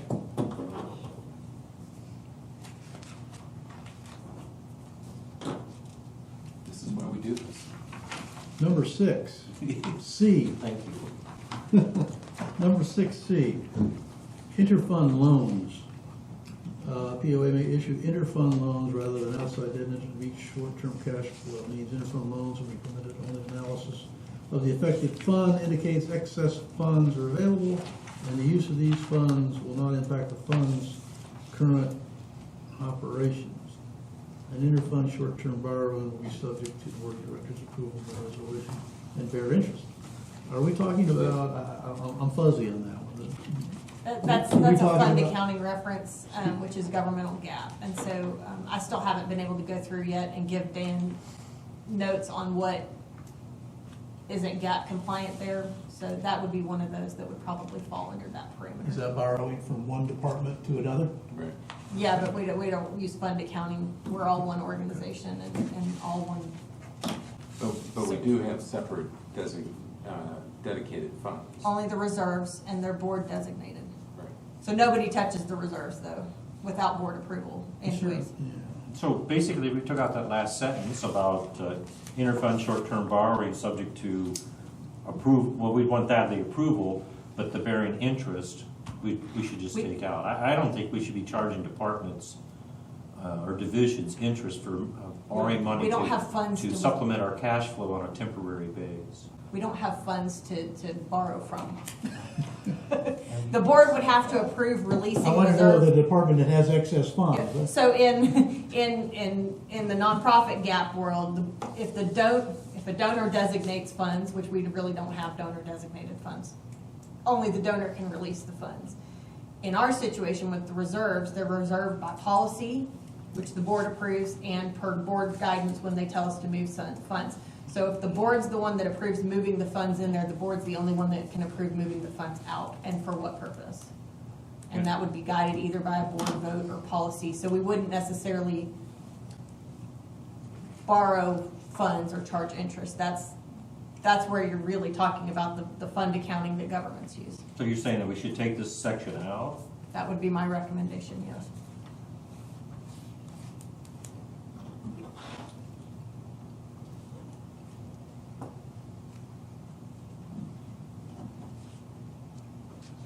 If it's going to be done by the board anyway.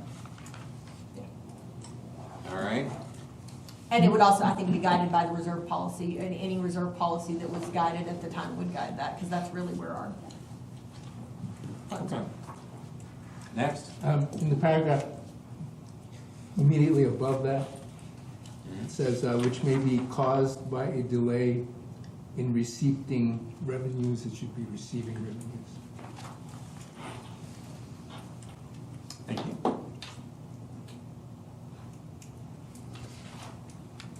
Item 7, long-term debt policy. But, hold on, can we go back to that paragraph real quick? Caused by delay in receiving revenues or issuing long-term debt. We don't issue long-term debt. So I think that may be a governmental reference where we're talking about issuing bond funds or some sort of debt instrument, and we don't do that. So we probably need to take that sentence out. So we haven't used bonding. We have bonds through the facilities board through Garland County. We have municipal wastewater bonds. But this is talking about issuing debt. We're That's fine. Okay. issuing bonds, and we would never get into that.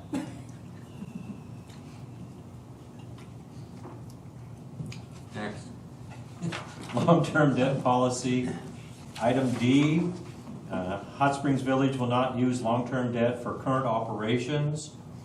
And I'm very conservative, and I don't want that to happen, but what happens if there's a major turn down next winter from COVID, and we run short because it's strung out into June or July, and we need, in the best interest of our facility, is to look at long-term debt and maybe take out a 5-year loan or a 3-year loan, rather than trying to take a short-term loan and recover it all in a 6-month to 12-month period.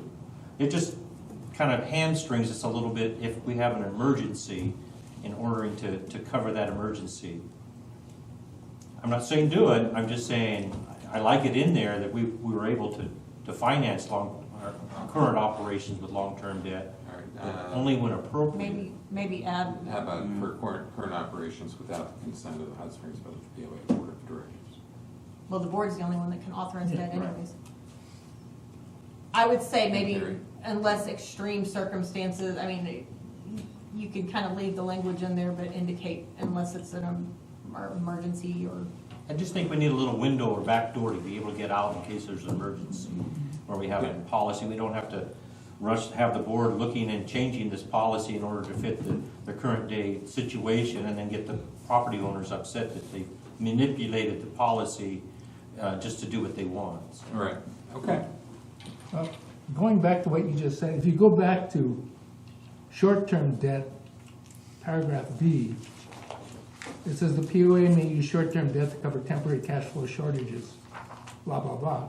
Then the final sentence says the POA will not use short-term debt for current operations, It just contradicts itself. that's, well, Well, and that wipes our line of credit out completely, let's just take that last sentence which is our out. operating reserves okay. right now, Right. so, Last sentence is out. Next. good catch.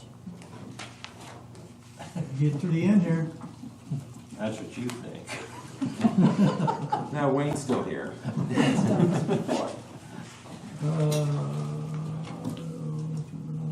I appreciate you guys going through it in this detail. I really do appreciate it. And I have some others, but I'll send those to you. On item 8, reserve fund policy, Yeah. and we're still, What's that?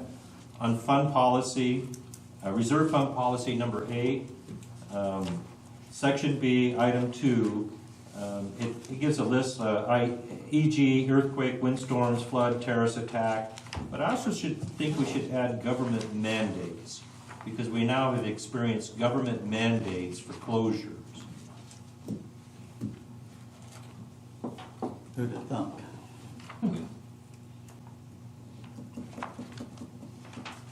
Then at the bottom of that paragraph, going down, again, I think that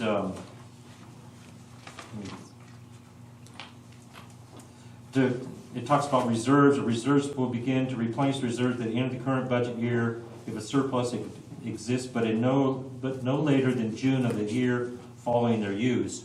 And again, I think that kind of ties our hands a little too tight. I'm sorry, Wayne, I'm not. We're still in- What paragraph was that? That's after, it's in paragraph B, below section 2, at the bottom of the paragraph.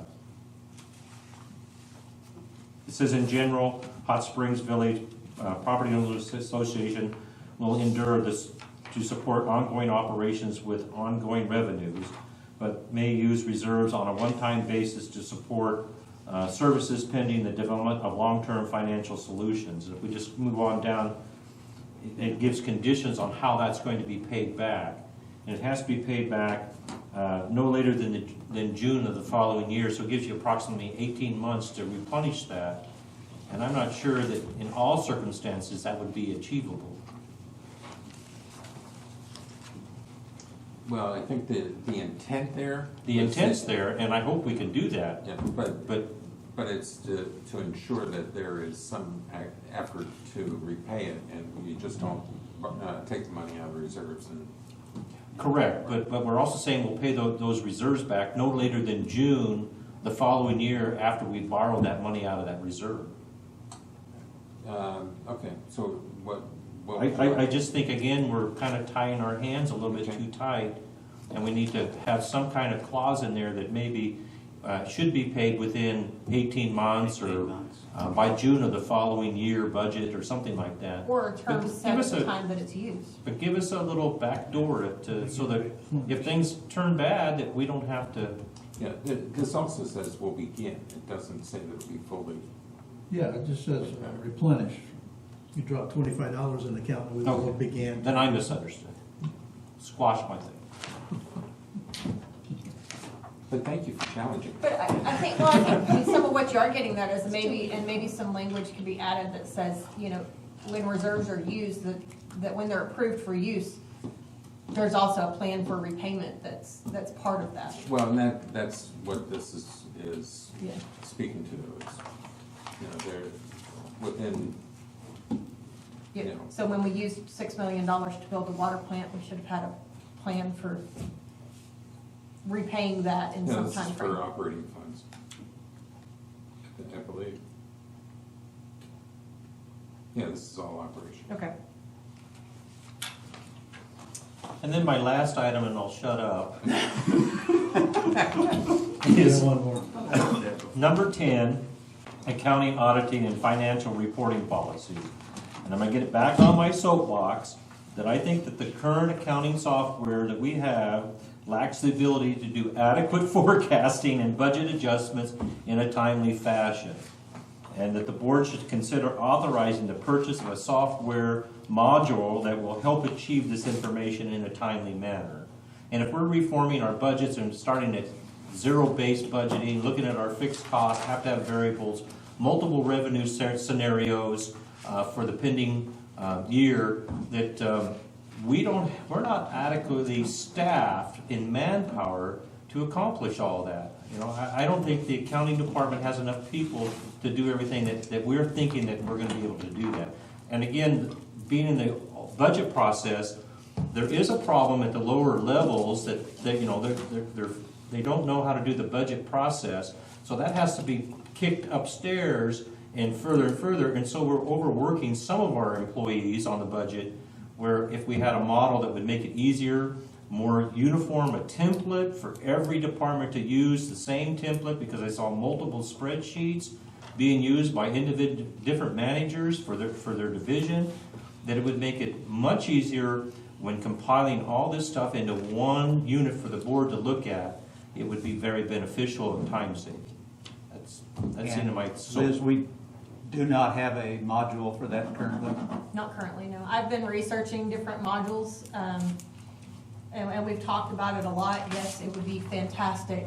But as I mentioned, we're still using duplicate and triplicate forms. So if we don't get one, And I only Wayne have could one come down AP and help person you. to enter all of our invoices. You bet. So I will. there are other people within the department that are severely overworked. And so, But our accounting software can provide that module to us.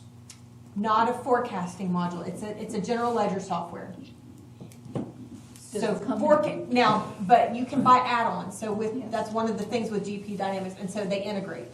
So that you would have real-time data, and then you can scenario plan and manipulate and work with it on a forecasting side. So it will work with our. Yeah, there's a lot of softwares that will integrate with our software, the same with the digital AP system, which is budgeted for this year. How much of that research have you done? I have looked at a whole lot of different softwares. I have a whole file of different companies that make software. I have not spent a lot of time doing demos or researching specifically. I did get some costs last year and kind of had to make a decision between AP software or this, and we need to do the AP software first. It's not just going to save time in the accounting department. It's going to save time at every level of the organization. They spend so much time filling out paper. Do you have a ballpark figure of what the cost would be? Initial costs are upwards over 50,000 for implementation and things like that. And then, but most of them are working on a sales and service kind of contract, so it's. Okay, because there's an effort afoot in the village, I'm not sure if this fits in here, but effort afoot to make some voluntary contributions, realizing our assessment dollars are low. And this was my thought, is rather than a special assessment, which requires a vote, which is pricey, there are a number of people in the village who would donate to a cause, so to speak. And I think we could probably do that. If we, 50,000, I was thinking more in the 400 range. So I'm It's a thinking- lot of. 400,000? Yes. And And software now can be that's just the pricey, cost and there's of getting it conversion. and getting it installed. That's not all of the implementation and setup. Yes, and how long, I mean, it couldn't be implemented in time for this budget year, I'm sure. Or could it? Possibly. Somewhat. I just look at it that if we're gonna manage, if we want our managers to manage the village, to turn it around and make it profitable and succeed, we've gotta have adequate tools for them to do that. And if you participated in the ad hoc budget committee and watched all the different spreadsheets and all the stuff that Liz had to go together and pull together and work long hours, you know, we were frustrated because we didn't get to see the data that we wanted to see in a format. It was piecemeal, and it would be nice to be able to see Because I was that. still building it. But the end tool is, you know, good data gives us the ability, or the board the ability, to make quick business decisions and adjust to the economic conditions. And if we don't do that, we're gonna have problems. Yeah. Well, Big I problems. if you agree can, wholeheartedly. yeah, if you can look into the details of it and maybe we can bring it back next week and Let me make a look- recommendation. to the Let me board. look through some of the ones we have and kind of watch some YouTube demos or something like that and maybe Well, come back with a you- couple companies that I think would be the best. I've worked in this arena before, so if you want to send some of them to me and let me do some research with you, I'll be happy to do that. But I agree with Blaine, if we don't give the tools out there to lighten the load on the staff, they're just gonna crash. And if you don't have the tools to do it properly, we don't have the tools, to do And what we went through. That's correct, It- yeah. I mean, it's a never-ending story. But Well, and have we obviously- defined what the requirements you want in it yet? I have some ideas, I haven't formalized them on paper, but I certainly can jot that down and kind of put some of that So I together. think that's the starter, we gotta define. what- No, I'm not doing it tonight. Don't give us 24 hours. But you need the Come on. accounts I payable agree, software Warren. first. We really do And need to the get form- that, the AP software is budgeted for this year, and did the we really do need to get that in this year if we, decide to make a different effort to try to add on to it in this year to get it set up for 2021's process. That, to me, needs to be a separate issue Well, and there's gotta not, be some cost benefit. not be an analysis to either this or. stuff. I mean, there's- I guess that's, I would not want it to be an either or. My team has been desperately waiting to get us digitized in several areas. I would be glad to One works off. help them with the we RFPs do. and so forth, that's, there's a Right. lot of different software out there. Well, There let's is. start with getting a proposal together that we can give the board on, and what you're saying is you have two different pieces, right? One of them is already budgeted for 2020. That was already approved in the 2020 budget, and at this point in time, I don't think it's on hold, although I haven't moved forward with an RFP on it because I was kind of tentatively going, okay, I don't know what our situation's I gonna be. but- I would suggest that, we treat it as if it's on hold. Yeah. And make a justification to the board of why, bring it back to the committee so the board can support you, or the committee can support you, but if we're gonna make a recommendation to the board to get it, then we need to do that now, so, okay? Well, and what I would say is if I would like to see us be able to do both. And if we Then bring come up both. with a plan to do both, then timeline-wise, we probably need to do the budgeting and forecasting software implementation and then pick up in the third and fourth quarter of this year, the other implementation, Well, just the- timeline-wise, but, I would bring a recommendation for both. yeah. I'd bring two recommendations, one for the other, so that we can take them to the board and let the board make the final determination. Okay?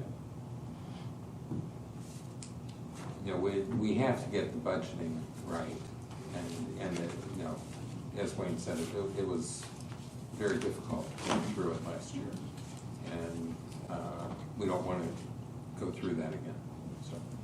All right, if you would, please take another look at the finance policy, what's left of it. When you have some time, Lane. Well, and again, I think if we take I'm some never of gonna give you the 3 days other again. language out of some of the existing policies, it'll shore that up some too. Okay, all right. I also sent out, we need to work on a capitalization policy. That's not going to be our first priority. And a depreciation policy that we need to get done fairly quickly, as was referenced earlier. The investment policy, Liz, can you send out what we have? I can, but where we were at with the committee was that the next step was for me to take it to some investment advisors before we worked on it anymore. We hit the part of the packet that was the meat of fund types and fund categories and things like that, and we really wanted to make sure that we were describing them appropriately. So if you want to see a draft before we've done that, I'm more than happy to send it out, but You guys know where you were. Do we want to see it now, or wait until we get the feedback from the investment My thought was to bring it forward with the feedback, All right, once we had it. that'd be good. Okay. Do you think we can target that for July? Be done? Absolutely. Okay, good. All right. I also sent out the ad hoc budget committee report. I didn't give Wayne that much time to read it, so I'm sure there aren't that many comments. Actually, Wayne has seen it before. This report was done at the end of the budgeting cycle last year and addresses a number of issues that we saw as somewhat problematic at the time. Included in here is reference to the, I believe, the software package and some other things, some of which has been accomplished to some degree. And I had referenced it in the treasurer's report last week, so I wanted you guys to have a copy of it, and then we'll go through that over the next few months. And some of that I saw as being referenced in this policy. Yeah. Yeah, we're going to cover a lot of ground over the next few months, and I really am going to try to keep the meetings much shorter than this. But we're, you know, we have a lot to accomplish, and you know, we have planning that we're going to need to do here shortly, but we need to get through the first hurdles first. I'd say just one thing to add onto your policy list. There's one that I can bring forward as an operational thing, which is splitting our records retention policy from our IT policy. Right now, they're combined and really need to be separated. And then the other one, we did talk about with our budget committee last year, and Dan, you actually brought forward some great recommendations on that, and that's the refunds policy. And our current refund policy isn't quite flexible enough, but Dan brought forward some great proposals on how we could provide some flexibility and protect the association. But the other issue with the policy is it does not cover all of the different types of refunds we have to issue, and so we really need to shore up that policy as well. And so my thought was that I'll take the language from what we discussed last year on the amenity pass side and then try to bring in all of the permit fees and overpayments on assessments and ticket sales and all of the other kind of refunds that we have to deal with, and make sure that we have a policy that actually covers all of the refunds we have to issue. Right. Because right now it just covers annual amenity passes, and that's it. All right. Anything else for the good of the group? Or not for the good of the group? All right. Thank you very much. Thank you for your patience today.